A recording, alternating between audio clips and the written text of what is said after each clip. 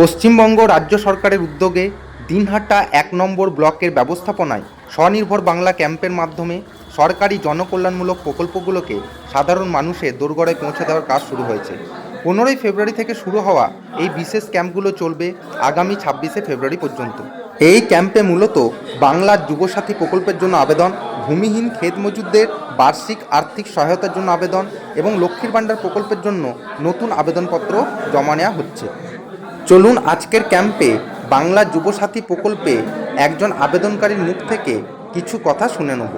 আমি মকসুদুল হক, জেলা কুচবিহার, দিনহাটা ১ নম্বর ব্লকের নবনী গ্রামের বাসিন্দা।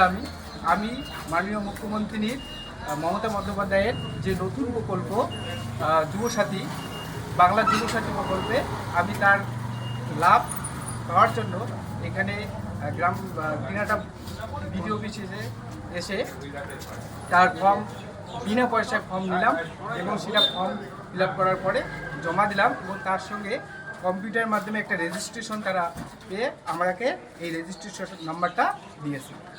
এর জন্য আমি মাননীয় মুখ্যমন্ত্রীকে অসংখ্য ধন্যবাদ জানাই যেন আগামী দিনে এরকম প্রকল্প নিয়ে এসে যুব সমাজকে তার পথে অগ্রগতি দেখানো হয়।